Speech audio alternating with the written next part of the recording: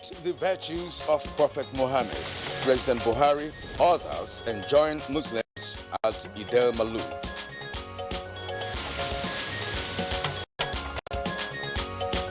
Felicitations. Trail appointment of Ignatius Kaigama as new Archbishop of the Catholic Archdiocese of Abuja.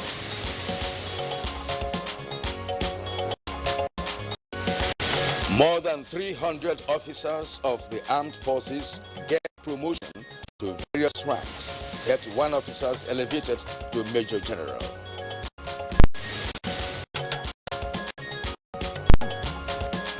On Good Morning Nigeria today, we shall discuss young Nigerians who are doing great things.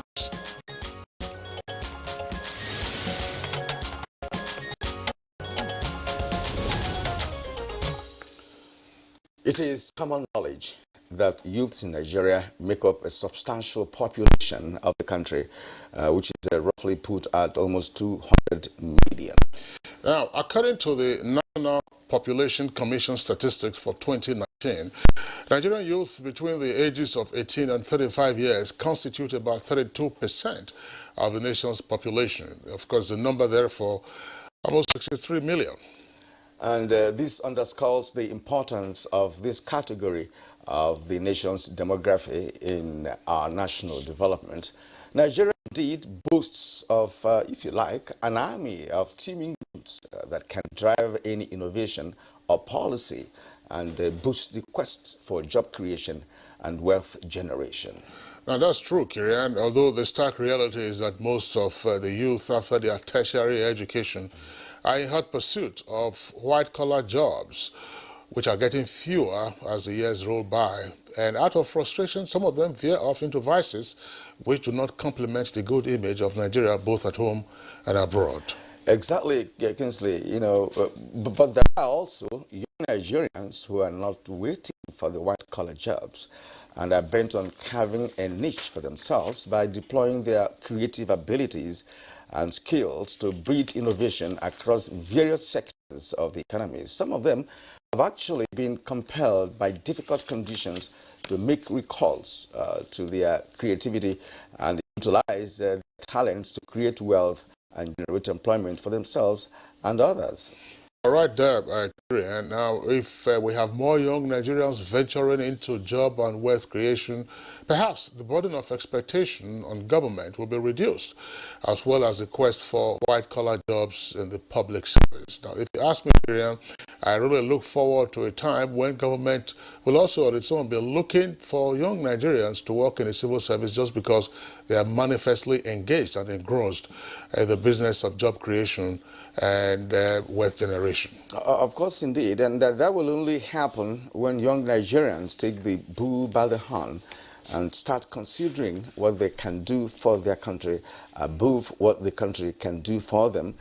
In the course of the program today, we shall be engaging some of such young Nigerians who are already embracing entrepreneurship with so much passion and innovation with prospects of attaining higher heights. Certainly. Now, we shall also be interrogating exactly what they do, how they are faring in their various endeavors, their challenges and vision for the future on today's edition of Good Morning Nigeria. My name is Kingsley Osadolo. I welcome you to the program, and we're broadcasting as always live on the network service of the Nigerian Television Authority from Abuja, our headquarters studios in the nation's capital. I'm Kirian Umayo. Thank you for joining us for a fresh edition of the program this Monday. It's a public holiday. Well, of course, celebrate Eid al-Maulud, the birthday of Prophet Muhammad. So sit back and have a good morning ride with the program on NTA. And just to let you know, we shall, as usual, serve you with a complimentary segment of the program, include news. And so for now, let's join our colleague Joseph Johnson for the morning news. Joseph, happy Eid al-Maulud. Yeah, thank you very much, and same to you. Good morning, Nigeria. President Muhammadu Buhari on Sunday in London visited the Archbishop of Canterbury, Justin Welby, at his official London residence known as the Lambeth Palace. The president was received by the revered Archbishop, has been a regular visitor to the Nigerian House in London as guest of President Muhammadu Buhari. Nigeria and England share a long history of cordial relations. This reciprocal visit is a testimony to that. Pictures released by the Special Assistant to the President on New Media, Bashir Ahmad, show President Muhammadu Buhari with Most Reverend Justin Welby at the Lambeth Palace on the south bank of River Thames. In the meantime, President Muhammadu Buhari has congratulated Archbishop Ignatius Kaigama on his appointment as Archbishop of Catholic Archdiocese of Abuja by Pope Francis, following the retirement of John Cardinal Onayekon. A statement by the Senior Special Assistant to the President on Media, Garba Shehu, says the President the roles Bishop Kaigama had played in promoting peace, faith, dialogue and mutual understanding between Christians and Muslims in the country. As Archbishop Kaigama begins a new phase of his ministry, the President joins all members of the Catholic Church across Nigeria in praying for successful and memorable tenure in office. Will see the Church accomplish great things for the unity and prosperity of the nation. While complimenting government's efforts at human and material development, the President also congratulated Archbishop Emeritus John Cardinal Onayekon on his retirement, commending His Eminence for his dedicated service to the Catholic Church and invaluable contributions to the spiritual life of Christians under his pastoral care.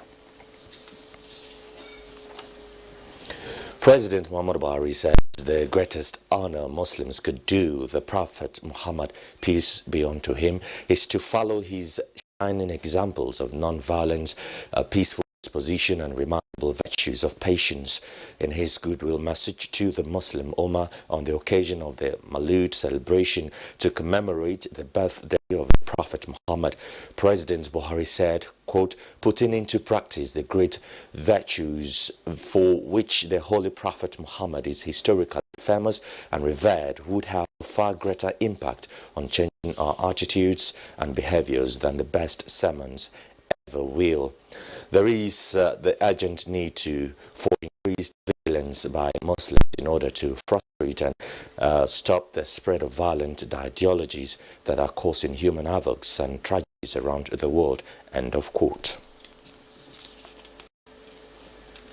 Similarly, President of the Senate, Ahmad Lawan, has congratulated Muslim faithful on the commemoration of this year's Eid al-Maulud.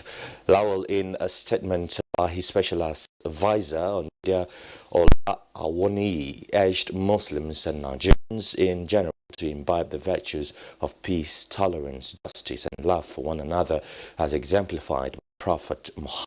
In the same vein, the Speaker, House of Representatives, Femi Bajabiamila, in his Eid message urged Nigerians, especially the Muslims Ummah, to use the occasion of Maulud to offer prayers for Nigeria.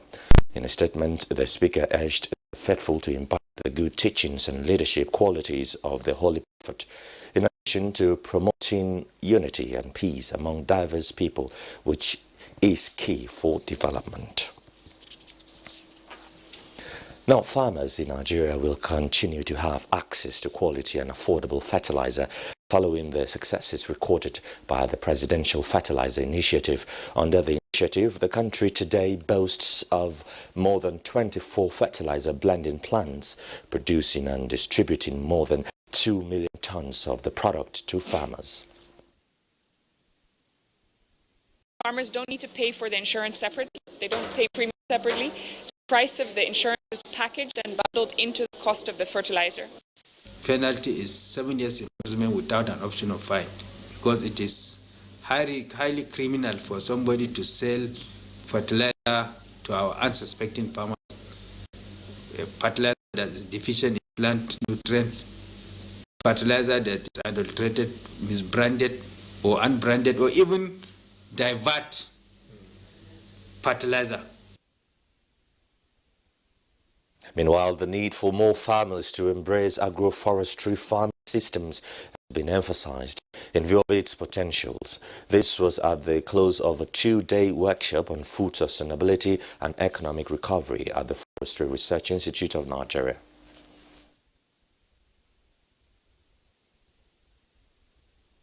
Our target is that annually, via various products that we're coming out with, at least 1 million Nigeria be gainfully employed. The prostate enlargement issues that we know that it happens to most men these days. So we have researched and come with a particular drug that will be effective to treat and manage those things. Finally, more than 300 officers of the Armed Forces of Nigeria have been promoted to various ranks following approval by their respective councils. The Nigerian Air Force has 13 air commandos promoted to the rank of Air Vice Marshal, 35 group captains promoted to the rank of Air Commodore, and 51 wing commanders promoted to the rank of group captain. Similarly, the Nigerian Army Council has approved the promotion of senior officers to the next ranks of Major General and Brigadier General respectively, while the Nigerian Navy Board has also approved the promotions of 140 naval officers. And those are the news highlights for now. Thanks for watching. The program continues with Kieran and Kinsley after this break. I'm Joseph Johnson. Bye-bye for now. You're watching Good Morning Nigeria on the network service of the Nigerian Television Authority. Now, in business news, aspiring entrepreneurs have been urged to embrace knowledge acquisition as the federal government's partial closure of land borders receives a thumbs up. Let's join our correspondent Kunle Adeyeye for details.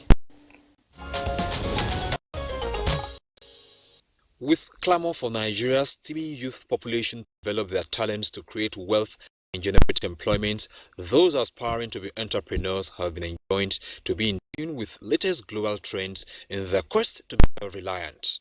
An entrepreneur, Chukwuma Okenwa, said this will be realized when government and private institutions place premium on skills acquisition. And then most importantly, young persons must be ready to submit themselves to apprenticeship and mentorship. Recent research reveals that the missing link in recent entrepreneurial attempts is what? Failure of apprenticeship, people to get apprenticed and then to be mentored. But when you go through the process, learn all the whole process around the business. In another development, the closure of land borders in the country has been described as one that will enable Nigeria change her status from a consuming and importing country to a productive and exporting one. Managing Director of Abuja Enterprise Agency, Mohammed Arabi Tukur, said Nigerians should look inward and use local means to address the challenges facing the internal business environment. But to a large extent, talking about nation building, this is the right to go. I am a strong advocate of the border closure. I have said it several times. This on the first time. Even the January 2020 that Mr. President is saying may be considered as the period of lifting the suspension. I think it should be extended beyond that. Business News. I'm Kunle Adeyeye. Well, thank you, Kunle, for that report. We appreciate that. Next on the program is newspaper review.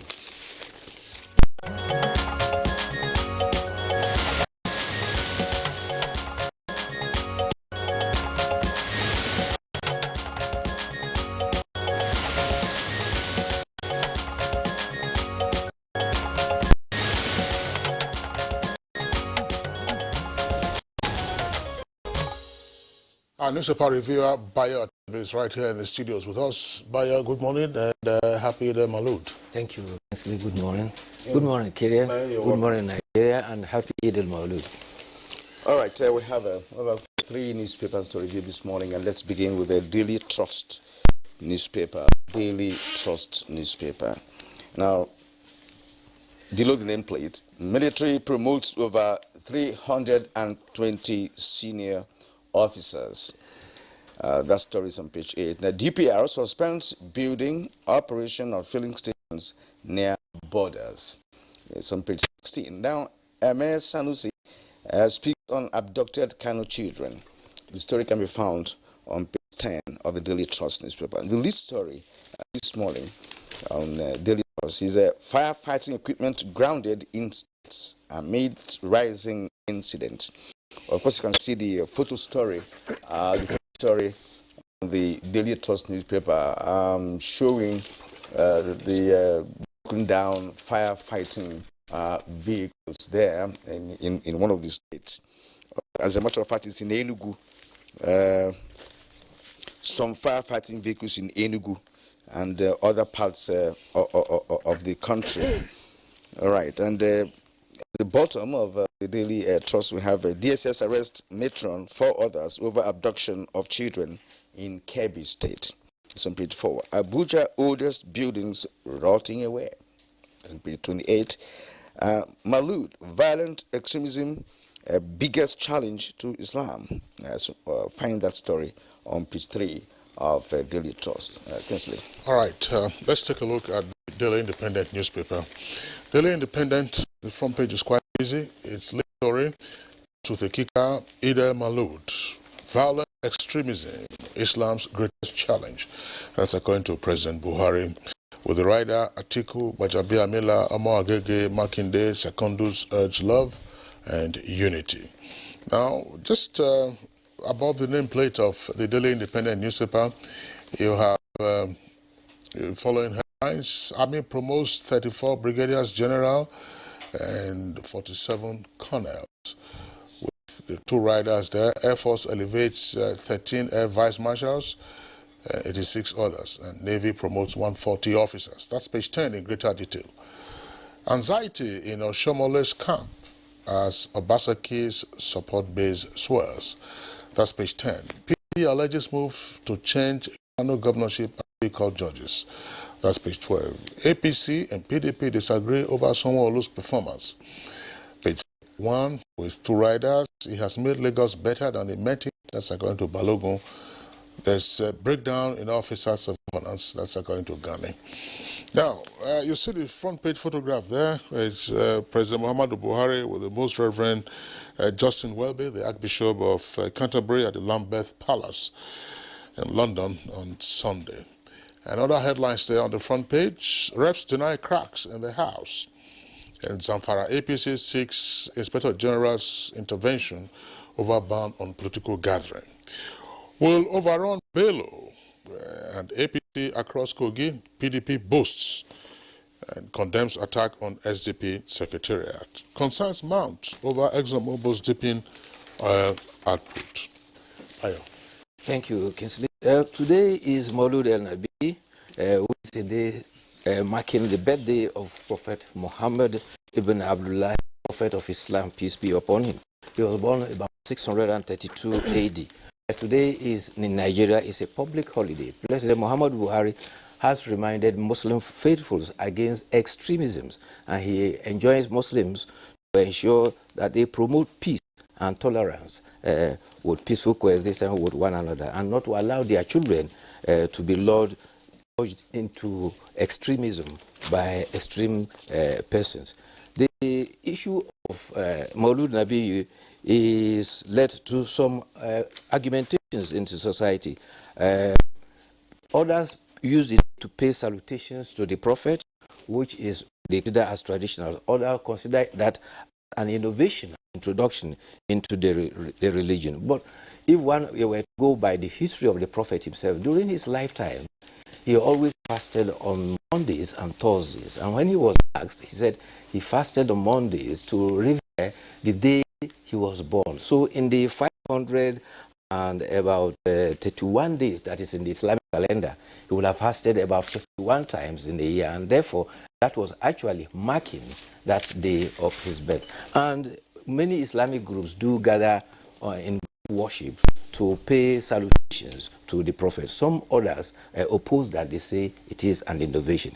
In Adamawa, Governor Amadu Fintri has used the occasion that he is going to bring in 38,000 almajiri into what he described as public schools. He says this is part of the gesture to enable them benefit from free education of his policy. He enjoined participants in the celebration of Maulud to use the occasion and the knowledge they acquire for spiritual upliftment and peaceful coexistence. Sheikh Abu Bakr Awari, in whose locality this ceremony was played, enjoined on tolerance, to use the teaching of Islam and the virtues of the Prophet, particularly that he always prevailed on people to avoid extremism in whatever they do as a means and cardinal point of worship. He enjoined citizens to stop plaguing political leaders with frequent and unnecessary requests. He said this is deliberately stopping the governors and political leaders from actually working for the interests of all the people. Across the nation, Speaker of the House of Representatives Femi Gbadabiamila, Deputy Speaker of the Senate Ovia Omar Agege, and Alhaji Atiku Abubakar, as well as some governors, have called on Nigerians to live in peace and unity. Governor Ayade of Cross River State enjoined Muslim faithfuls to harp on the essence to be peaceful and live in coexistence with other citizens. Talking about promotions in the armed forces, the Nigerian Army Board has approved the promotion of about 48 colonels to be elevated to brigadier general. There are 34 brigadiers also elevated to major general. Similarly, the board of the Nigerian Navy has approved appointment of 140 officers, while the Air Force Council also promoted 99 officers to their next rank. The child trafficking report you reported, yes, it's a matron at the University of Usman Danfodio Teaching Hospital who has now been nabbed in connection with child trafficking. Child trafficking, talking about that, at Malam Aminu Kano International Airport in Kano, a woman suspected to be involved in child trafficking was arrested with a 6-month-old baby. She was trying to board an aircraft and fly to Lagos. It may be recalled that that same Kano airport, a man was also arrested with 870 ATM cards while trying to fly to Dubai. You recall Zainabu Ali, the lady who had her baggage padded with drugs? It also happened at the same Kano airport. But the vigilance there has increased, and they are actually up and doing tackling all these criminals who are using that as a launch pad. In fact, Bayo, what has become so worrisome is the aspect of women getting so much involved in child trafficking, especially 6-month-old baby. I mean, should that come? It's in almost all parts of the country. I think what is happening is this. There are persons who desire to have children. One circumstance or the other, or one challenge has not enabled them to succeed. They are prepared to pay any amount of money to get a child. And this syndicate is going on. In fact, there are reports last week, 2 of them, about a supposedly orphanage in Jos, from where 2 children were purchased, and the purchasers were apprehended in Lagos. So this is what is going on. Okay, let's go to Blueprint newspaper and get what is trending. Blueprint newspaper. Besides the Blueprint newspaper nameplate, Access Bank, UBA, 2 others rally big after 8 weeks on page 34, and below that, Dangote built $60 million cement plant in Togo, also on page 34, and directly below the nameplate, railway wagon assembly will generate 5,000 jobs, says Mechi. All right, and 28 IDPs studying at Edo University, according to the coordinator, is on page 5. And the lead story is the federal government's decision on border closure in national interest. That's according to Emir of Kano, Sanusi. The story is on page 6. And it has the 2 writers. Lawmaker urges sustenance, and cleric calls for reconsideration. Now, below the photo story here, which of course shows President Muhammad Buhari with the Bishop of Canterbury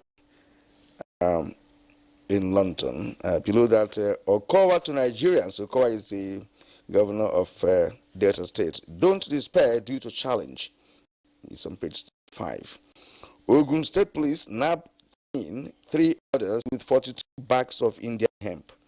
It's on page 17. Federal government to establish monitoring unit for PEC approved projects, according to official. Is page 15. Nigeria risks billions over marine notice. Find out what that is all about on page 6. Now, Idel Malud, Buhari asks Muslims to follow Prophet Muhammad's examples. You can also get that story on page 5 of the Blueprint newspaper. All right, Bayo, let's take that. Then I have one human interest story to take from Daily Trust at page 30. Okay. Well, I wanted to draw attention to a Punch investigation that indicated that many states of the Federation are in hard times. This is because their internally generated revenue is far, far, far below what they get from Federation accounts, and therefore they are now forced to depend on Federation accounts. According to the Punch investigation, only 2 states, Lagos and Ogun states, are the only ones that have internally generated revenue that is more than what they get from the Federation account. And you will recall that since June, all states have been receiving from the Federation account far lower than what they have been receiving. This is due to the fact that there was a 614 billion bailout, for which now every month 166 billion is deducted from the accounts, and this has put a lot of pressure on very many states. And recently, the Nigeria Labour too has added to the pressure, and they are arguing that the wage increase, minimum wage adjustment, and consequential adjustment must be paid by state government, and this is a Herculean task. And therefore, experts are saying that unless the states devise other means of increasing their internally generated revenue, many of them are actually going to be in crisis and may not be able to meet their need. And the advice that has been profiled, a former president of the Accountant Association of Nigeria, Dr. Nzekwe, had advised governors to, first of all, cut down the retinue of their political appointees, reduce what he described as exorbitant cost and waste in public expenditure, and above all, draw attention to their security votes, which he described as a huge chunk. Well, you see, Kingsley and Bayo, this issue of governors depending on the Federation, what they get from the Federation account, has been there all the years. In fact, the return to democracy in 1999. And some people argued that, look, that some of these governors can actually generate funds if they are creative enough to see the resources in the states that can have access to. It can also venture into agriculture and other sectors of the economy that can yield more dividends for these governments. But because of the easy way of getting this money monthly from federal government, some of them have become lazy. And he also pointed out the fact that they are involved in some kind of a bogus kind of government officials who have been employed based on to satisfy their political patronage, those who assist during elections and what have you. And it's affecting the states. And with the 30% naira increase for workers, it's going to be a Herculean task for many governors. And of course, if Labour meant what has been saying, then of course it's going to be a showdown between Labour and some governors. Some of the problems have accumulated over the years. Aside from the recent one that came from the bailout, there are local debts and foreign debts, which are very huge from many states of the Federation and has accumulated over the years. All right. Last week, Labour gave a deadline of December 31st for state governments to begin payment of the new minimum wage. And that if the governors decline or the governments decline, then the governors should be impeached. So today is the 11th. So you have about 29 days. Sorry, you have 31 days, and then the difference between that and 19, which gives you 49 days or thereabout. And then when you calculate that, that gives you about 7 weeks. So we'll see how it goes. Not so, as Nigerians will say. Okay, let's take a look at page 30 of the Daily Trust newspaper. There's a story there. There are 2 stories there, strange stories, they titled them, but there's one below. That's what we are focusing on. The one right below. It says, man dies trying to eat 50 boiled eggs for stupid bet. Now, it says that this was an extreme eating challenge that took place in India's Uttar Pradesh state. The man had a bet with his friend for about $28 US. That's the equivalent that he could eat 50 boiled eggs right there and then. So his friend bought 50 eggs from a vendor, and then of course the guy picked up the challenge and then began to eat. Now, but as he popped the 42nd egg into his mouth, he suddenly fell unconscious. He never recovered from that. I know of a man who threw up a challenge, and you know these guinea fowl eggs. He challenged that he could eat 100, and they brought 100, and he sat and started consuming it. He succeeded, but he didn't sleep throughout the night. I had to rush him to the hospital, and he promised never to try it. Also, when I was in the secondary school, there was this tea competition they used to do. They boiled very hot tea and say, who is the first to finish it? One of my classmates took the challenge. He was the first to finish it. Boiling hot tea.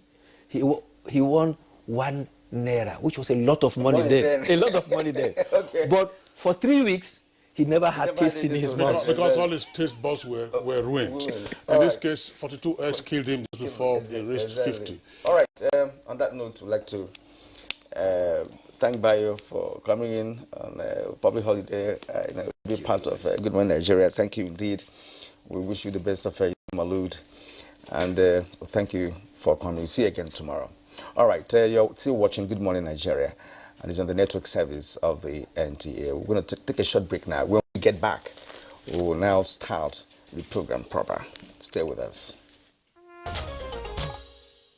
All right, it's Good Morning Nigeria, still on the network service of the Nigerian Television Authority. Our conversation, of course, is on young Nigerians who are doing and achieving great things in their own spheres. To set a tone for our conversation, there is a Vox Pop put together by correspondent Victor Azu.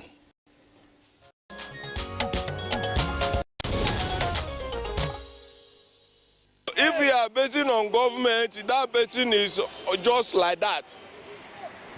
You to have to buckle up. Fish pond can give them money. Agri can give them money. Many things can give them money. Business center can give them money. Barbing salon will give them money. Youth of today, they are playing laziness game. They are rats. They know there's plenty job. That's the way they produce pure water. Don't be money they find. You go see money now. That's the way they come buy pure water for the person when they produce them. Don't be money they find. You don't go see money. You go see. Shoe cobbler. If federal government empower them to the standard, those shoe cobbler, they go make shoe go, we meet up standard. There are youths with entrepreneurial skills of which they have acquired, but still there's no money for them to venture in or to develop their entrepreneurial skills that they have acquired. So what I'm trying to say that the government should help us with a flexible loan, that even when you are not educated, you can be able to acquire such loans, even maybe with your voter's card. Because there are some, they will say, okay, we'll give you this loan, but what are the collaterals? They should let trade and also and skilled. They should be skilled, at least be exposed to some handworks, so that will help them to do either shoemaker, shoemender, or like mechanics. All those work can help youth to go higher. There's many things that the average youth can engage themselves, but you cannot engage in something where you don't have a source. I like to, for example, maybe a guy, an average youth, maybe you want to engage yourself in do this, let's say, other work, or enter this taxi work, but you don't have the source to purchase the bike or the vehicle. So where can such youth start? The glass where you put for face, not be somebody do am, not be money the person. Person where they can't carry the glass in quantity for the person who produce am, where they carry go for a shop. The money in the see money there. The money when they see there, not be in the carry they pay in shop, not be in the carry they buy club put for neck, not be in the carry they feed the wife, they send the pikin to school. Work could they? Not be until we they look for government work.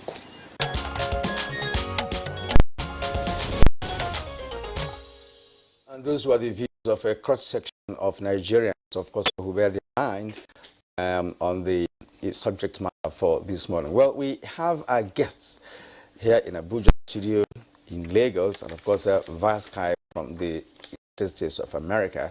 But first, let's begin with our guest here in Abuja studio.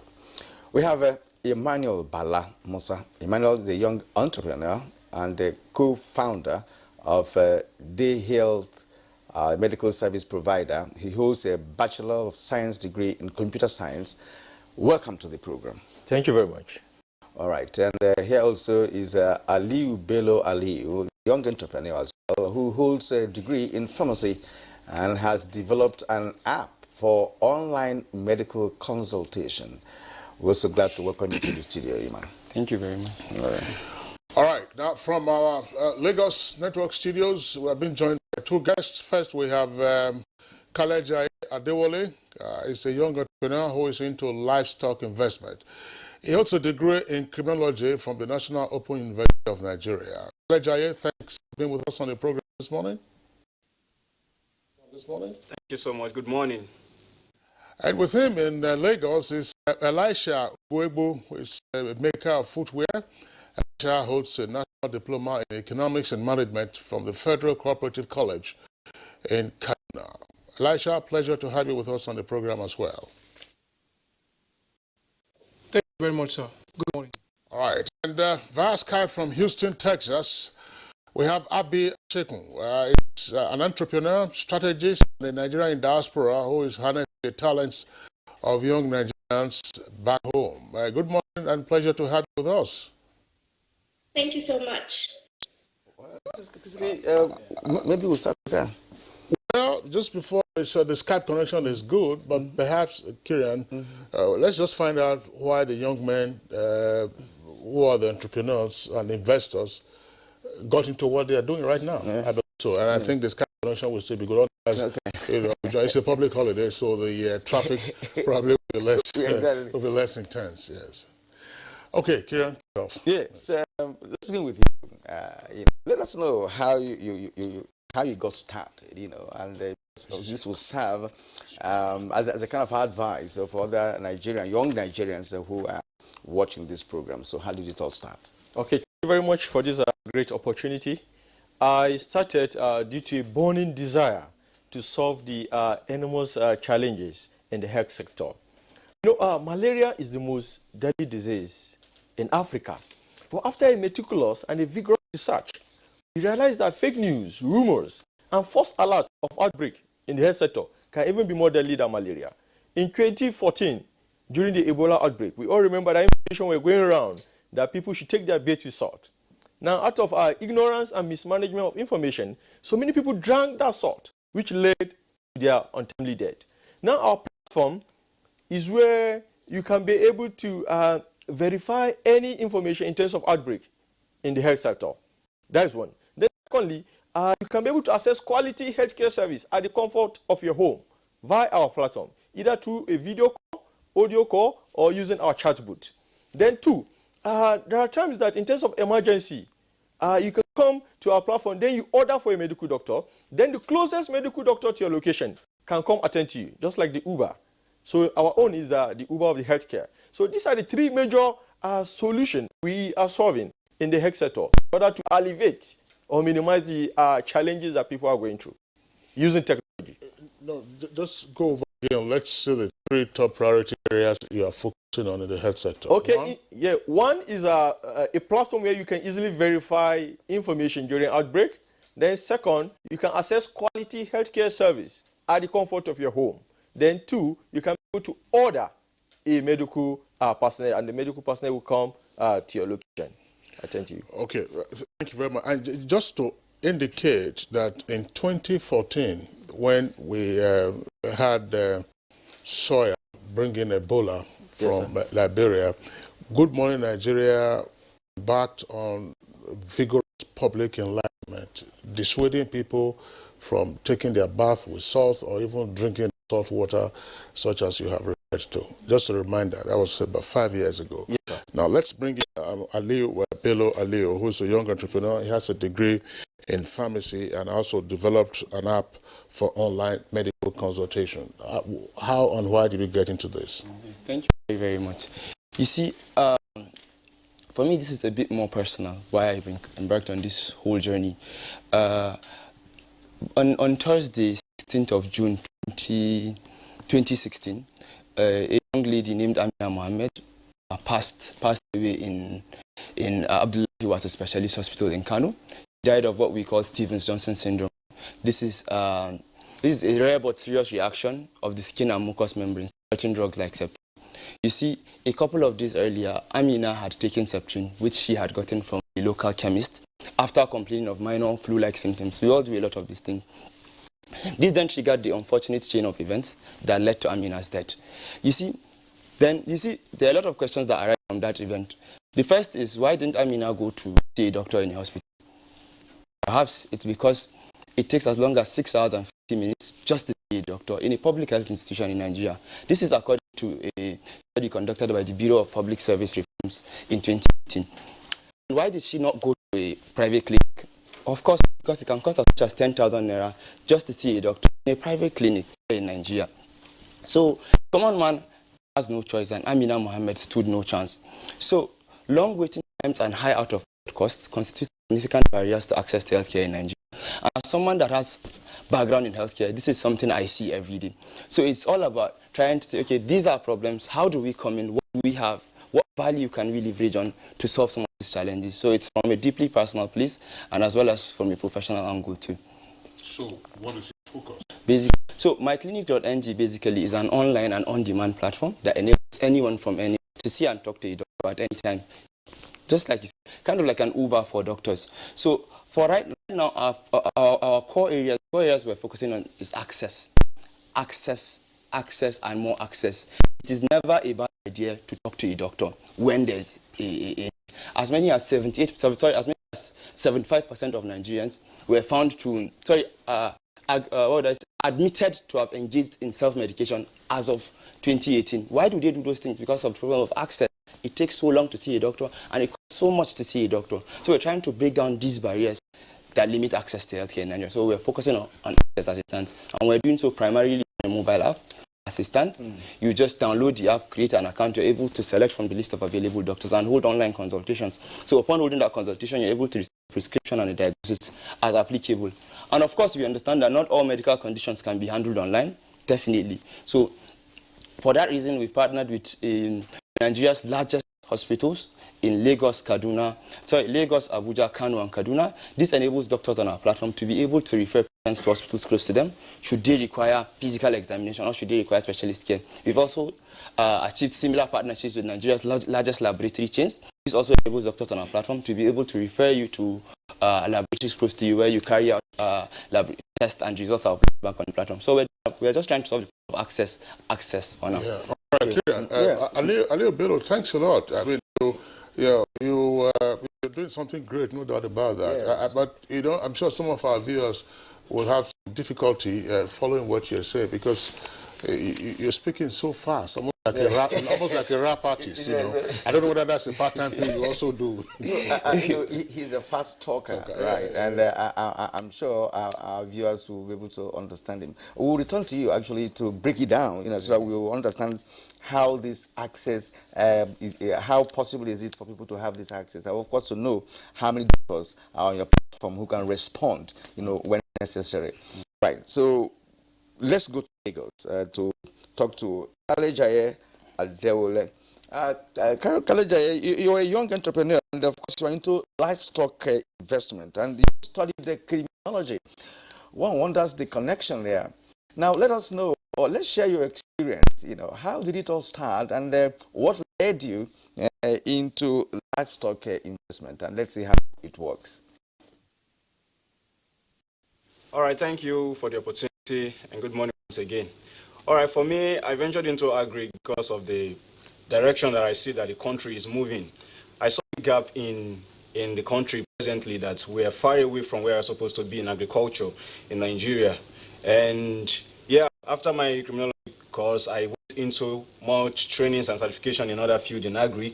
And why livestock came as a result of the fact that I had this personal experience. Cows. We all know today the issue of cattle herdsmen around the country, the challenges that is bringing. But the truth is that this business is a viable one. It is large enough. For example, Nigeria, we have about 200 million population in Nigeria today, and our cattle ratio is about just 20 million. Now, when you look at Brazil has about 200 million population as well, and actually has over 200 million cattle as well. That's like saying one person to a cow. Now, if you come back to Nigeria, there is still so much gap. And I look at agriculture that we, in every sector, in every businesses across agri, you realize that we still have that gap that is breeding. So Meat Wallet came on board to kind of create, close up that gap in livestock investments. And that's what we are doing. It's out of this passion to kind of not do things the way we've been doing it in agri.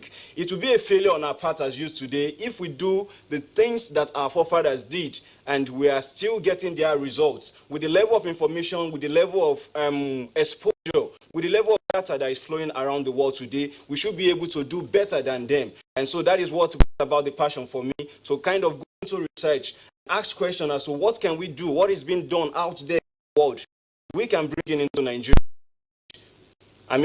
Get a better result. So for us, livestock investment is also about bringing in more people. You don't investing in agri because they don't have the expertise. So we create a platform whereby you can also be a part of agri, make money from agri without you even having to do anything about agri. So that is where all this all came from, and that is where we are today. Kingsley, let him tell us, let us know exactly what you have done, what is on ground. Is it a platform, or do you have a ranch, for instance? Are you working together with those who have been in the business for a while now? Let us understand specifically what you have done and how it can impact on the society. Okay, presently we have a ranch in Ogun State, and we'll be working towards expanding this ranch. We're bringing in more persons on board to be a part of this stuff. And what we are doing presently is to actually bring in technology into cattle rearing business in Nigeria. We're bringing in health kits that can help us to detect the state of our cattle per time. And also we are feeding our cattle with what I call the hydroponic fodder. A lot of times the challenge comes from the fact that many cattle rearers are looking for fodders to feed their cows with, and it's quite expensive. And also because of the seasons, we tend to have the challenge of getting fodders to feed the cattle. So I came up, I went for a training on hydroponics that I learned how to make this fodder, and with this fodder in 7 to 9 days, we can be able to feed our cattle. And this can be done all year round without waiting for any season, without waiting for rain, without waiting for sunlight. We can always do this technologically at the backyard of our ranch. So that is exactly what we do. And the platform presently is actually for us to bring in more people on board to be a part of this. Okay, Kalajaye, thank you very much. I'm sure we will get to know more about the kind of stock you have at your ranch. How many cattle, for instance, do you have? Is it 100 cattle or 10 cattle? Okay, presently we're doing about 50 at the moment, and like I said, we want to expand it big. Actually, we decided to bring this out on board this year, and we hope that by next year it will be all around the country. Very much, Kalajaye. Elisha Agwebo, who is into footwear manufacturing or footwear making, is also there with you in the studios. He holds a National Diploma in Economics and Management. Elisha, tell us something. What happened? How did you get into this shoemaking business? All right, thank you very much for this opportunity. I think what got me into shoemaking business was, like most Nigerians are from a poor background, and my dad has to sacrifice so much to make ends meet in the family. And when my elder brother got admission to Nigerian Police Secondary School at Mina, my dad had to sell some of his properties and even his shoes to get that. So that kind of built something in me, and I told myself that I would do my best to make him proud. So when I got my first salary from washing dishes, I decided to get my dad a present to celebrate his birthday. So I got him a pair of shoes, and it was expensive, but I thought it was worth it. So I gave it to him, and he loved it, and blessings and all that. So he went out to celebrate with his friends, only for him to come back walking barefooted because his footwear were damaged beyond repair. So I felt I was a failure, and I failed my father. As a result of that, the next day I quit my job, and I went to learn the act of shoemaking, so no person will feel the way I felt, and no man or woman will ever be embarrassed by poor footwear like my father was. So that brought me to shoemaking. Since then, I went to learn the act of shoemaking, trying to solve that problem. Because right now, an estimate shows that more than 50 million Nigerians are infected with fungal and bacteria as a result of walking on contaminated soil, barefooted. And that could be averted or avoided if they could have a quality pair of shoes to put on. And also, there's a high level of unemployment among people in my locality. So whenever I see them, I feel touched by them. I want to do something. I want to contribute. I want to help people out from the streets to make them self-employed. And also, among that also, I have this thing for footwear. I love footwears. I've always been amazed on how footwears are being created. So that was propelled me. That what made me to go into footwear. I want to solve a problem. I want to help Nigerians. I want to get many people employed. And I also, most importantly, want to solve a problem. That's what I've been my driving force, to solve a problem. Thank you. Well, it was almost becoming emotional there. Right. We understand your storyline, trying to assist your father, and now you have expanded your horizon in this case. But can we know what specifically you have done in terms of you have a shop, you have a factory for shoemaking? Have you expanded to that level, or are you still doing it at a very lower scale? Lead us into how much of an expansion that you have done in this respect. All right, thank you very much. So when I went to learn the act of shoemaking, I only stayed with my boss, Yasko Footwear Technology. I stayed with him for a year, and when I left him, I had to continue. I want to learn more. So I went from one shoe store to another to learn. So it took me 5 years to learn the act of shoemaking until I felt that I'm now very good at it. So I started this year, February, and since then I have 3 team members, and also I've been able to raise 15 people to train them in the act of shoemaking. Although I want to expand, we just from a small scale, from a little store. And it pains me and it hurts me to see many people come around, they want to learn footwear, and I cannot really take everybody because I can take so little at a time. So for now, we're at the beginning stage, we're just standing. But next year, we have so much target, and we're going to go big from there. It's just a start. Elisha, as you very well know, the shoe industry is a range, it's a continuum. I mean, you have the lower end, you also have the higher end. As my colleague Kirian was asking you, exactly where are you now? I mean, if you were to go into a big shoe manufacturing company, you will see all kinds of machines and equipment. But we also know that there are handcrafted shoes. Exactly what are you doing now? Do you have the machinery, or these are just handcrafted shoes that you are making now for specific customers? In other words, bespoke or otherwise known as customized shoes. Okay, for now, we're just starting. We don't really have much of the machines. We don't really have much of that. But right now, we're growing, and also our footwears are customized.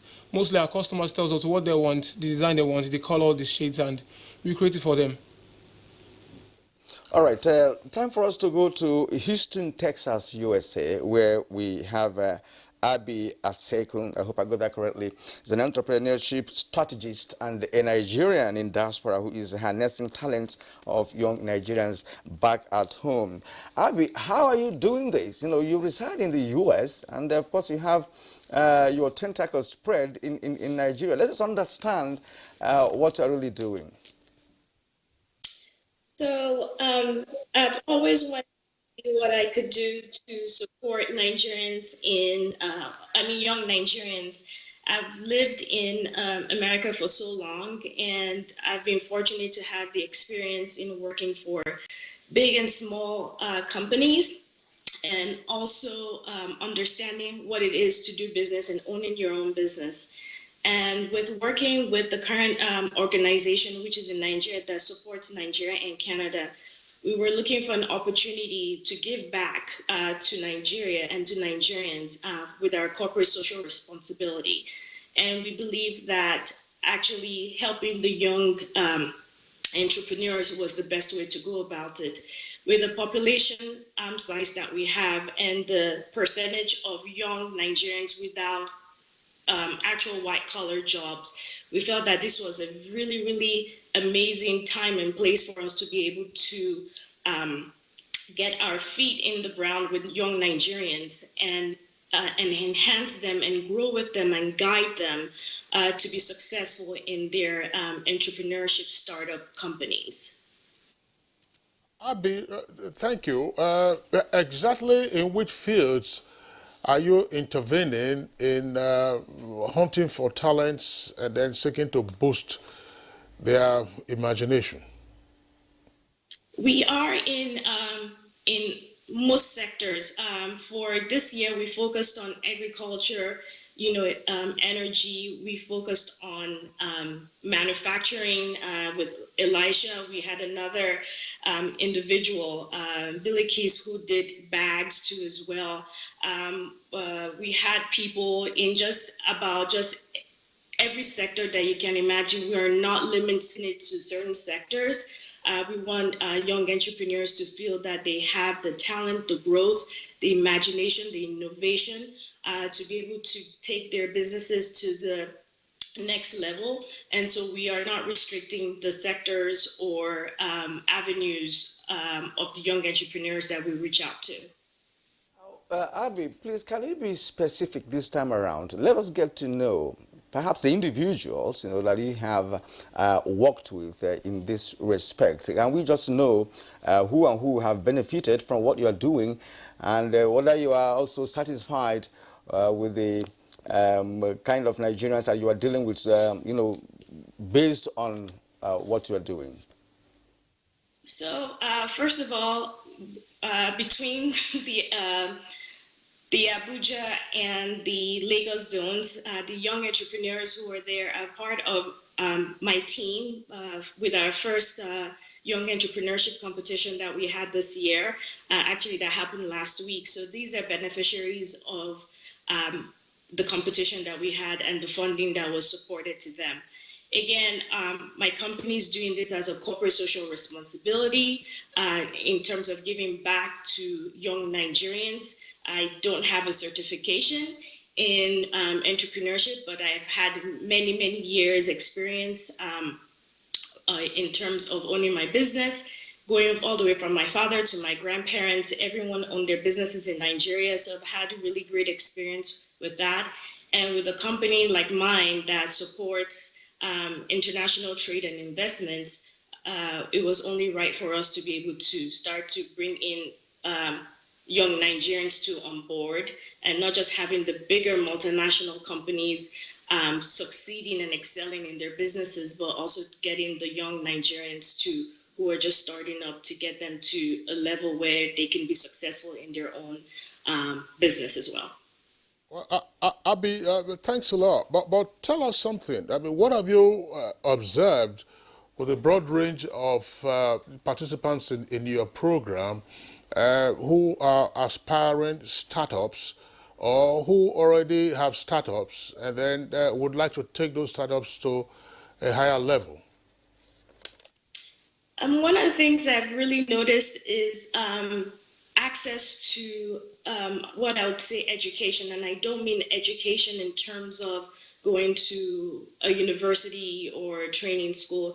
Education in terms of understanding how to manage a business, balancing your books, knowing your credit score, how do you use your collateral to ensure that you can properly access loans, education on taxes, knowing your taxes, knowing how the taxes structure in Nigeria benefits you, what you can get out of it.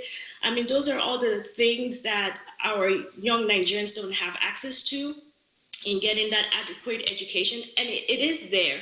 And so our job, or my job, is to ensure that it's all well-rounded. It's not only about the capital seed funds that they get to help them develop their business, because you can get all the money that you want, but if you don't know how to manage your business, your business is going to go into ruins. So this is where we come in and help guide them through the entire process to ensure that they're very well-rounded, successful business people. Right. We would like to appreciate you one more time for the good job that you are doing.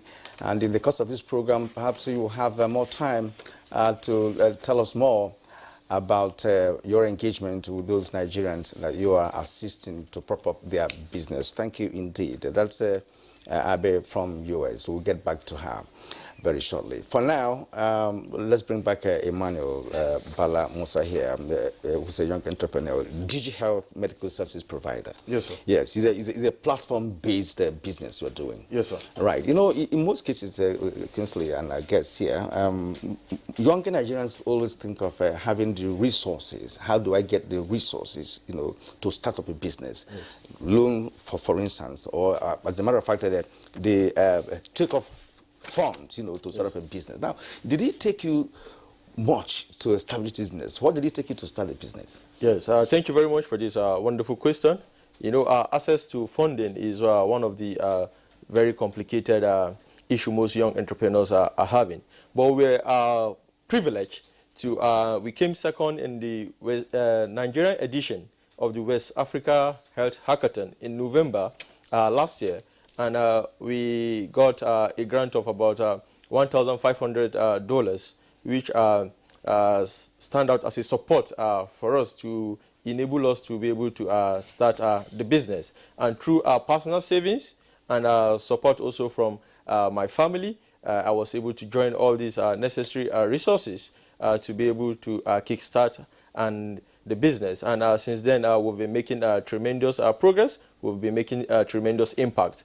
To the extent we were recognized in February this very year by British Embassy among the 15 startups in Nigeria. And similarly, also in March, we're also recognized by Enterprise Development Center in collaboration with Global Entrepreneurship Network among the 50 creative businesses in Nigeria. So the necessary funding we got has really helped us to make so much impact and to also create so much value. What is the similarity or difference between what you do yes. and what Aliu Bello does? Yeah, fantastic question. Aliu personally is a very good friend of mine, but I think the unique differences about our businesses is in our platform, you can be able to verify informations in terms of outbreak, in terms of health emergencies, and what have you. And also, on our platform also, you can be able to as well, at the comfort of your home, order for a medical personnel, and the closest medical personnel will come attend to you. But I think boy is in a better position to like expatiate further, so that I wouldn't want to create a division here. Before you leave, before you stop, right? Yes, sir. You know, you said that people can have access to certain information that you upload on your platform. Now, what about the authenticity of the information you Yeah, great. Okay, after the competition that we came second in November last year, because NCDC, National Center of Disease Control, was there, Ministry of Health was there. So after that, we had a collaboration because we understand that healthcare is a very sensitive issue, and you need to build trust, you need to build transparency, and you need to make sure that what you're doing is within the regulation. So we are presently communicating, we are also collaborating to make sure that we render a superlative service and we adhere to the regulations guiding the health sector in Nigeria. Well, I'm sure you've read reports in the media of outbreak of yellow fever in some states of the Federation, and that we're already into the dry season, at least in the northern part of the country. And I'm sure in the next couple of months, a couple of weeks, we'll start hearing about Lassa fever, because Kieran asked the question, and incidentally, you also referenced the NCDC, which is the National Center for Disease Control. Dr. Hekwazo is a regular guest on Good Morning Nigeria. Awesome. But does the NCDC or the Ministry of Health give you the information, or you access it and then you now act as a booster for the information that they have, because they have the men on the beat who make returns to them with regard to reports? Yes, they basically, we collaborate with them. They give us the necessary information because we are all partner in progress. We do similar things, but in order for a wider reach, we just assist. So they give us the necessary information, and we also create more awareness, enlighten Nigerians, so that Nigerians will be more aware of what's happening. Okay, I can, in the comfort of my home, you said, yes, sir.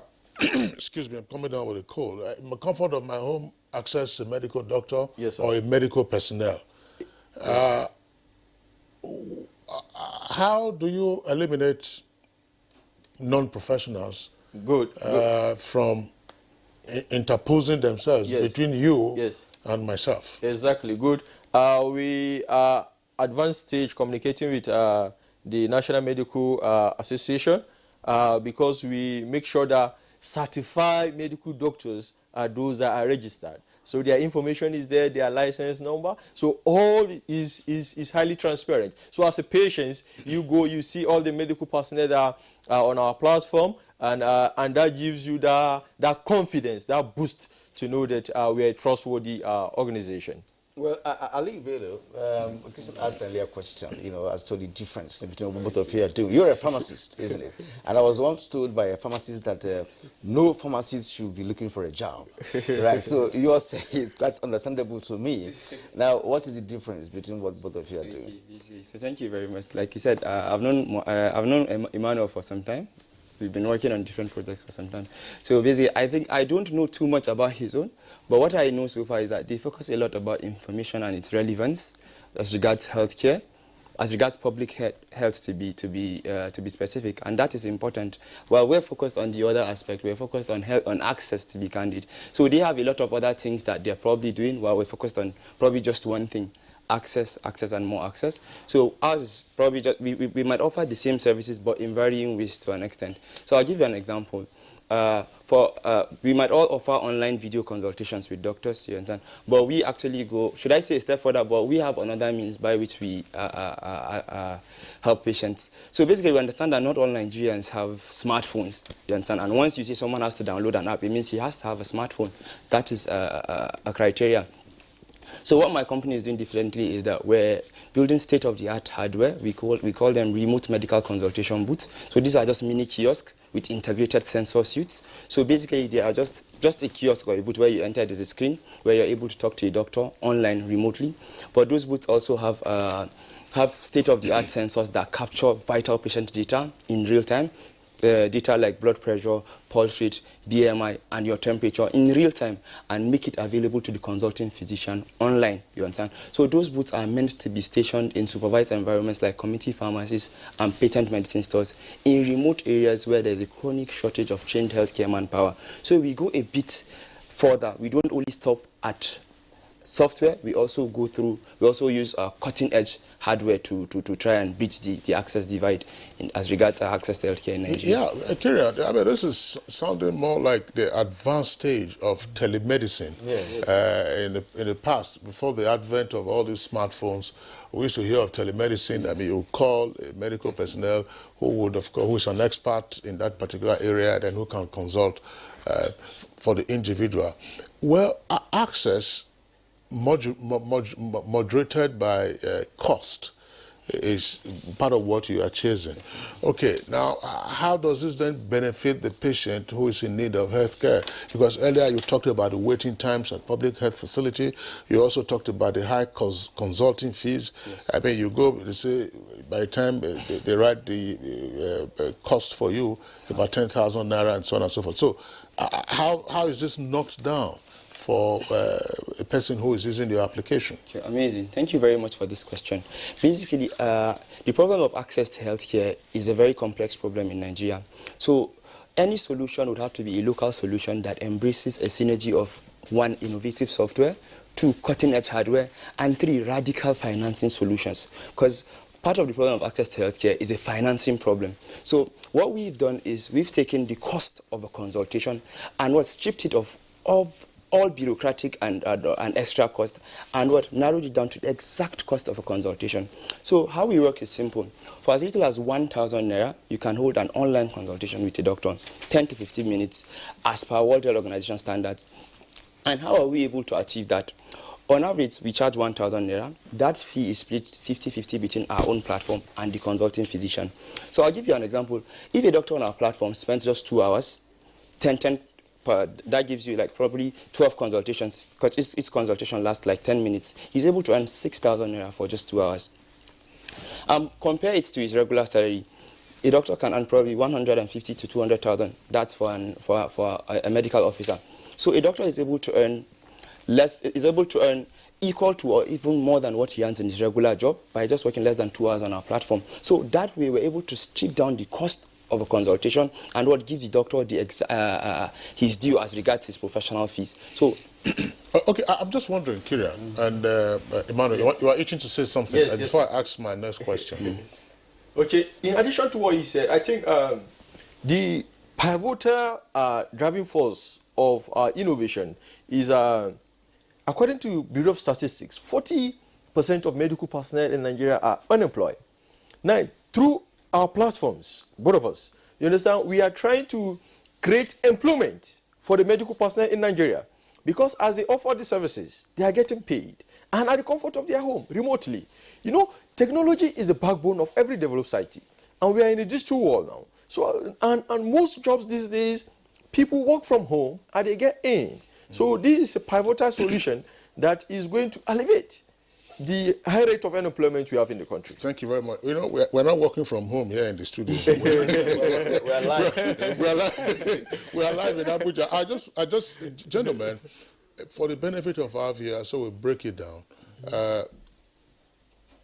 You know, appearances or symptoms sometimes can be deceptive. So is this taken, therefore, as, shall we say, an advanced form of first aid? Or what are the next steps that a patient, you know, should adopt after this initial consultation? I mean, I recognize the fact you made earlier that there is a great deal of resort to self-medication. So instead of self-medication, why don't you consult an expert? But I mean, speaking online, you know, a doctor will ask you all kinds of things. You might not be able to disclose or explain fully, and what is apparent may not be real. So what is your usual advice for a person who has consulted or who has utilized your services for you know, online consultation? Beautiful. So basically, like I said, we would like to answer this question very well. We'd have to understand how consultations work in general. So I'll give you this number. In the UK, 1 in 4 physical consultation in the hospital were found to be unnecessary. The term that was the term that was used in the research. Unnecessary, that means they could have probably been handled without the need to see the doctor face to face. So basically, not all consultations require physical examinations. That's one. A vast chunk of the interactions we have with doctors are for conditions that probably could be handled through even a mobile call. Not all, like I said, according to research in the UK, it was 1 in 4. We don't have data for Nigeria yet. So for us, we understand that not all conditions can be handled online. Of course, you understand. But it is never a bad idea to, first of all, talk to a doctor.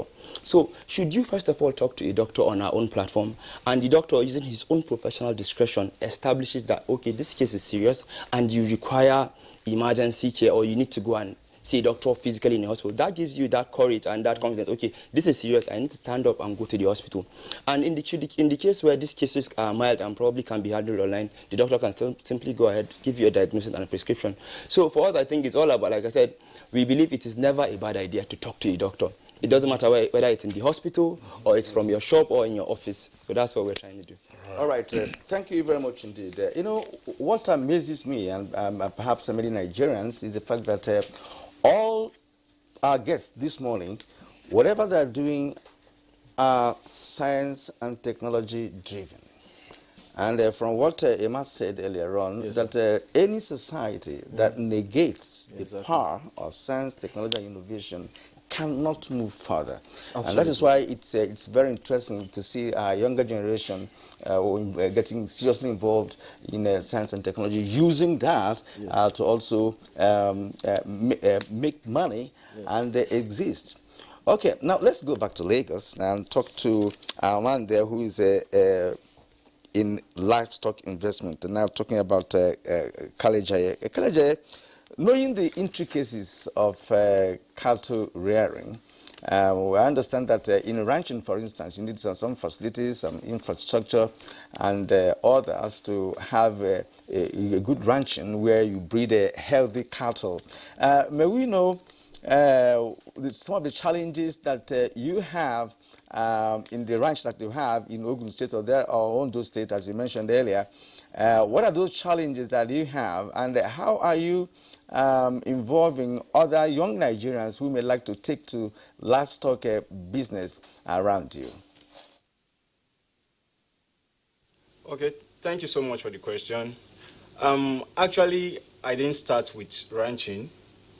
What I did was the normal freestyling of taking the cattle around the community for them to feed on grasses and the likes. And just like every other person in the business, I had challenges as well with the farmers. I'm also a farmer myself. I'm into crop farming on the one side as well. But I realized that the challenges is enormous. Having to have your cattle go into another man's farm and eat up his own investment as well. So it was what brought about the idea of why not keep this, why not go and learn more about having a ranch and learn how to put this structure and the facilities in place and how to get this done better. So I actually faced the challenge of having the cattle being poisoned by some farmers who realized that these cattle always come around to their farms. We lost some cattle in the process of this, and I had to also pay damages sometimes. So going around these challenges, I decided to learn so much, going on YouTube, checking around the facilities of ranching around the world, and we set up, for now it's still a mini one, and we are actually expanding on this. So what we actually did was to actually bring in some little form of facility in Ogun State. It's in Ogun State at the moment. And like I said, we're expanding. And with the last competition that we had some resources that we can also use to expand what we're doing at the moment. So in bringing other youths into this, the truth is I'm actually passionate about involving many youths like myself into this, because for me, agriculture has not yet been scratched in Nigeria. There is still so much that we can achieve. So what we do is actually to train people on how to get this done. And at the moment, we're actually training some Fulani guys who are right there in the west, in Ogun State. We train them on how to make this kind of fodder for their own livestock. Because the truth is, by the time you take your cattle round and round, you are losing so much, because by the time they eat, before they come back home, the health hazard, the weight loss and the likes will affect your productivity at the end of the day, and you won't be able to sell at a good price, and so you are losing so much. So what we do is to actually create a platform where we can still train others who want to be involved in this. And like I said, we are bringing in technology into this. You realize that even the issue of ranching, rustling as well, there's a technology that MTN is providing, for example, RFID, that you can insert on your cattle to know wherever your cattle is at any point in time, just by the beep of your phone. So bringing things like this bring more relaxation for anyone coming into the business. And of course, the insurance is also there. So these are some of the things that we've put in place to ensure that we run this on a global scale. Thank you so much. Kale Jaye, still with you in our Lagos Network Center, very briefly, before we get into other aspects, since it's a learning experience for everybody, let's get it right. You know, cattle, 100 cattle is 100 cattle, take out the S. But there are two other aspects that you have raised with regard to your business. One, you're talking about fodder, which is like the grass that the cattle would normally will feed on, and then the other is it's like a tracking device for your cattle or your livestock to bust cattle rustling. I find these two very interesting, because if you recall, some time ago, there was some uproar here in Nigeria when the former Minister of Agriculture suggested that we might need to import fodder, which is grass, from Brazil or elsewhere. So how much of this are you into? Is it the rearing of your cattle, or you are both into the tech for tracking the cattle or your livestock you have or growing the fodder and then making this available. And we know that there used to be livestock feeds in the past, but they all collapsed after the structural adjustment program was introduced in 1996. What exactly are you into now? And as regards the tracking device, we're actually in partnership with another company for that. And what we do presently is actually we're focusing on the fodder aspects of our business, because we realize that feeding a cattle is actually costly at the moment in Nigeria, and also getting it done, it's quite cumbersome. So what we did is to actually learn about this process of making fodder hydroponically. And with this, on a normal day, when you want to make plant the fodders for your cattle, you spend, say, about 3 months thereabouts, and you have to get a large hectares of land to be able to, achieve this. But with hydroponic fodder, you can actually do this same thing with little space and also little time. And also, the good side of it is that it's actually cost effective, and the fodder itself is actually very of great health beneficial to the cattle at large. So fodder actually, hydroponic fodder actually helps this cattle, because in 7 to 9 days, like I said earlier, we can prepare this fodder for them to feed on. So that's basically what we do. Compared to the 3 months that it's going to take to plant the normal kind of fodders, and also we are reducing cost as well. So in getting this done, we are feeding our cattle's fats, we are getting better results from them. Kaleja, so that we can dispense with the issue of the fodder.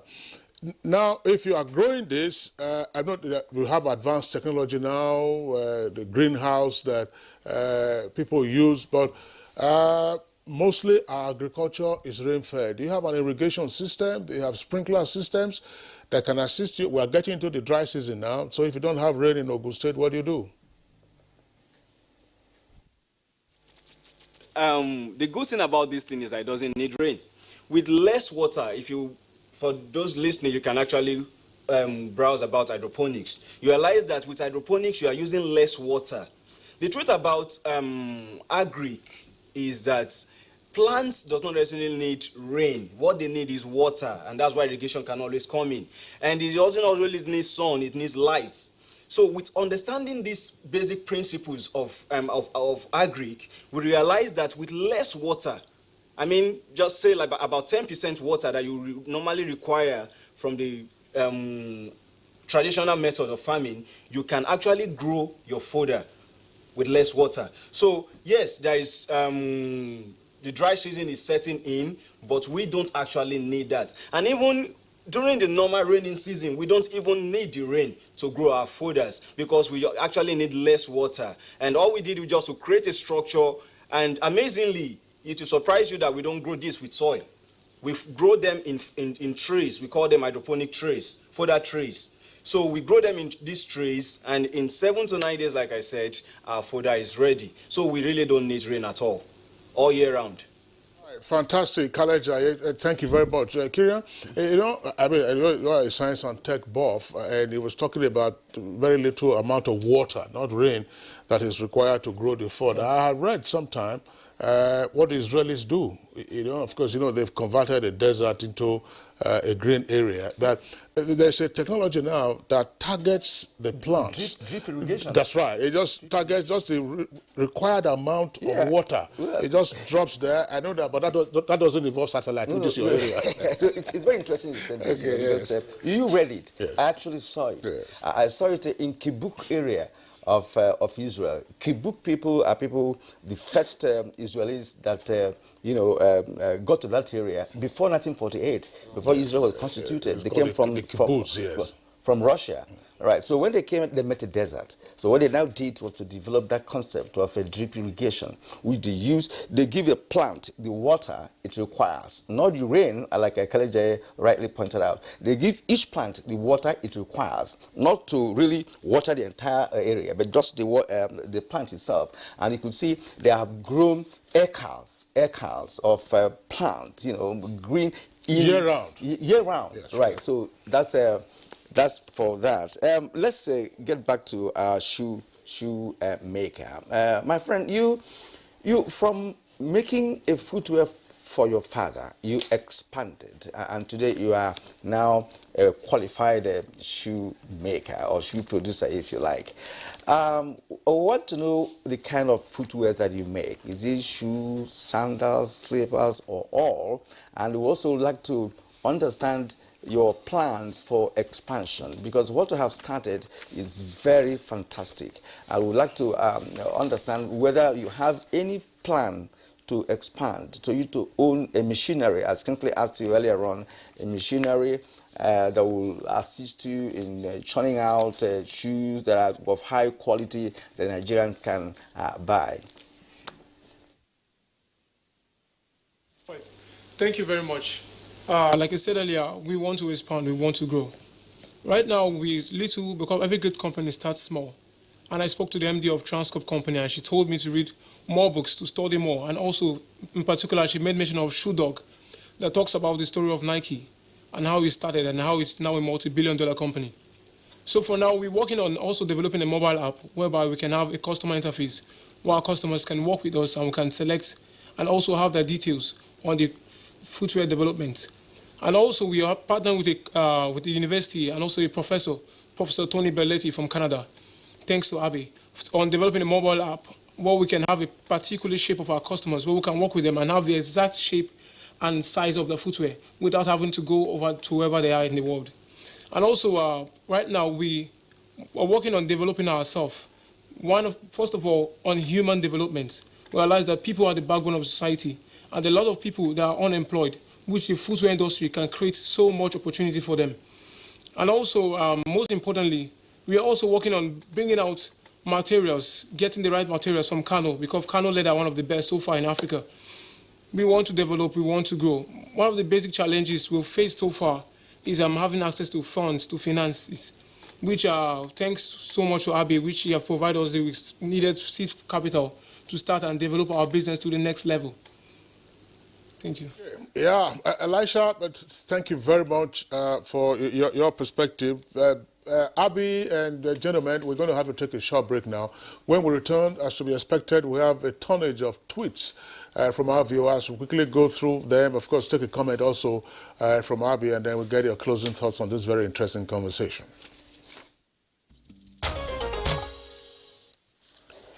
All right, you're welcome back, and it's still Good Morning Nigeria on the network service of the NTA. Let's begin our tweets now. Mabwala Babs, our youth should think less of white-collar jobs, but rather how to be employers of labor. In one of the big supermarkets today, firewood are sold for public needs. How many of our youth can think in that direction of fetching woods in the bush? Rather, they want quick riches.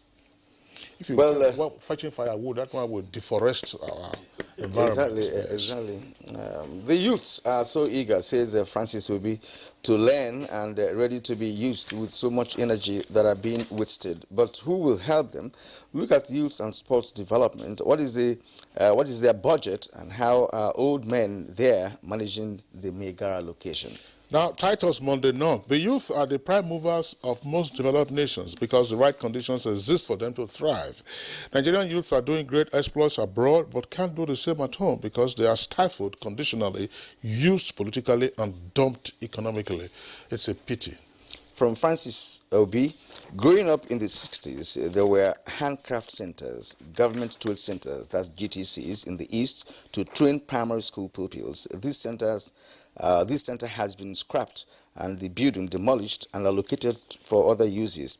Watch Israel, Israelis, they have a lot of young people assisting older people in all spheres, and this way there is continuity and more innovations. Now, Adejumo Paul Olubumi tweets, I wish the government can support the youth. The government shouldn't overburden us with high taxes and harsh economic policies. Law Alpha C. Some countries have attained economic prosperity by placing a greater value and attention on technical education, skills acquisition, and Nigerian youths should be encouraged to tread the path and be self-reliant. Festus Akimboyewa, government should invest in vocational education and make it attractive. One way government can make vocational education attractive is to allow graduates of vocational institutions to participate in the NYSC. The large number of unemployable youth is a burden to families, society, and the country. How does that help the NYSC? What are likely to gain from the NYSC? Mike, in other climes, governments are not major employers of labor, but public enterprises. But what the government over there do is provision of conducive atmosphere and incentives. Given the opportunity, Nigerian youths are very enterprising. They should be encouraged to develop their potential. Good enough, some of them have started showcasing their stuff in different fields of endeavors, and hopefully others will follow suit. DW Nigeria, that's the handle there. Believe in yourself as a youth. Be humble and be ready to start small. Don't wait until you get one big capital somewhere before starting something. Ahmed Mohammed, I believe Nigerian youths are talented, creative, and innovative. However, they cannot do it alone. The government has to come into play by assisting them, especially financially. Now, Festus Akimboyewa, during the Civil War, government mobilized young people and took them to the war front to fight. In peacetime, government should mobilize our young people to farms, build our roads, railway, and houses. Our young people have no reason to be jobless when our infrastructure is inadequate.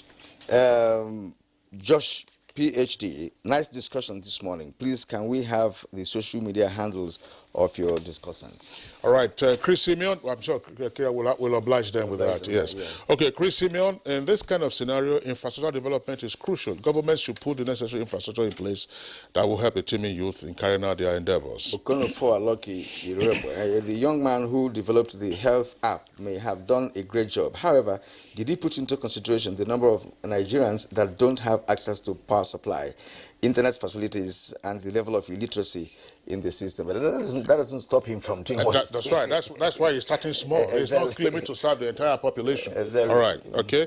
Mutara Farouk, young Nigerians are full of enthusiastic vigor and passion to work and earn a living without necessarily depending on white-collar jobs, though there must be an enabling and conducive atmosphere for the youth to sprout.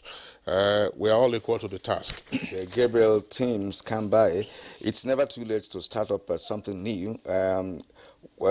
Quit waiting for the white-collar job and government. I believe the typical Nigerian youths are far smart enough and talented that if channeled appropriately, every set goal can be achieved. God bless Nigeria. All right, so I'm sorry, Kirian. Sonny Michael Amakoje, there are a lot of Nigerian young persons who can earn a living outside white-collar jobs. A lot are writers, including me, but there's no special grant or subvention from government to enable us embark on publication as is done in other nations. Well, government should step in. That should do it for the tools we have from our viewers this morning. Let's turn to the US. To the US. Yes, to the US. I mean, I'm sorry, because this is a very interesting conversation. We are virtually out of time. Perhaps you ask and then I also ask a question to Abi Asheko. Abi, in your interface with the Nigerian youth who are beneficiaries of your intervention, what is your entry point? Are you coming to the federal government? Are you going to local governments? Or are you going to state governments? Or you are looking for NGOs? Right now, if you take a look at the youth in general and how the youth, how they operate, you have the millennials, you have the Gen X and Y. Everybody is on social media. Everybody's on the internet. And that's one of the bases of how I went into that. And I did a partnership with the Global Entrepreneurship Network, which really supports the youth and youth entrepreneurs. And that's how I went into personally by myself to take a look at some of the young entrepreneurs out there who have posted videos about their companies, what they're doing, and what they see themselves in 3 to 5 years from now.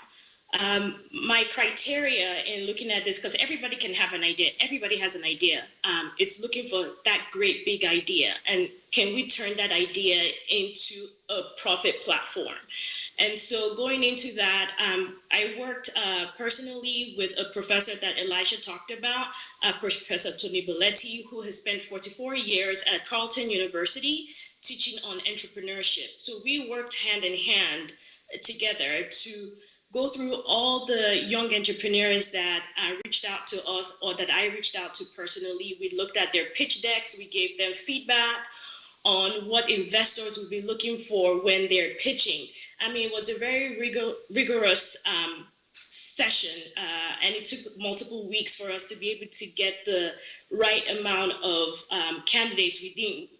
We didn't care if it was 5 entrepreneurs we got or 50, but we needed to make sure that those entrepreneurs that did come into our program were entrepreneurs that we had a vested interest with, and we knew that we could turn the idea into a great big idea and in turn be profitable at the end of the day.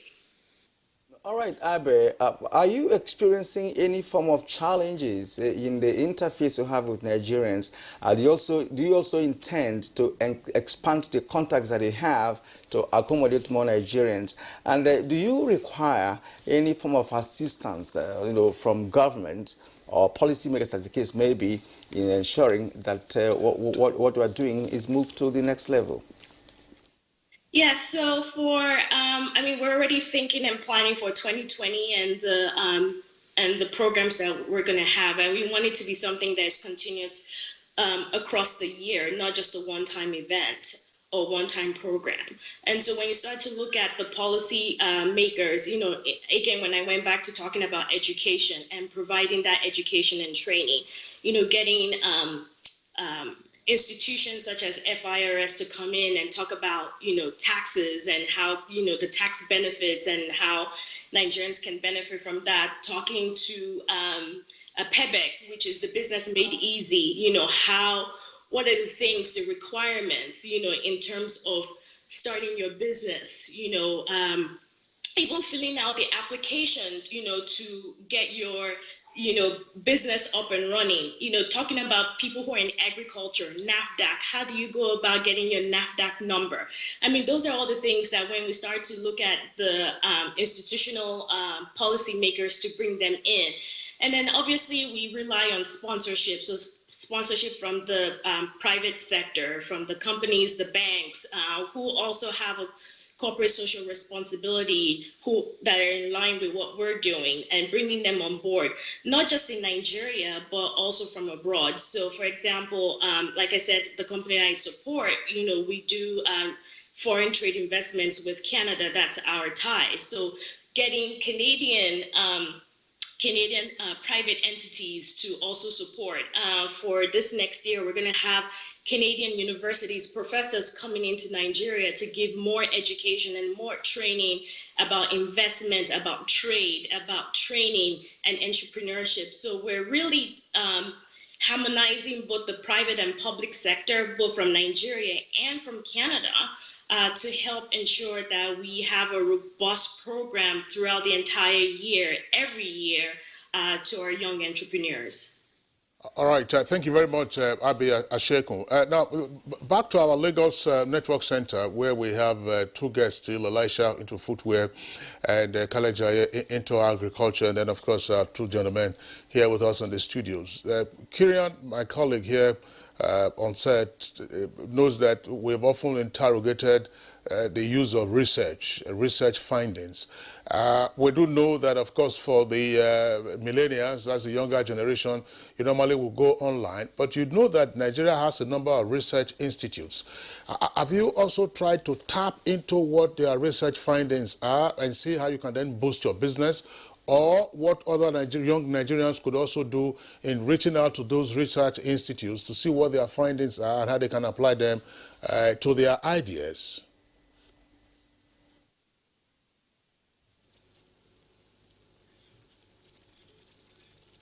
Okay, personally, I've actually done a lot of online research as well, like you said, and also I'm looking into government institutions to see what they are doing and what they have to offer us at the moment. And when I was much into crop farming, for example, I related with NASA, I related with some government institutions who are also into research, like you said. I bought some seed, I think, from Niger State to boost what I was doing and check the viability of the seeds that they have with what I bought from abroad. So yes, we are doing that as well, because I believe this thing we grow better when it is collaborative, when we can learn from what they are giving us, what the bank knowledge that they have. we can also tap into it to get what we are doing better. So yes, we are doing that as well.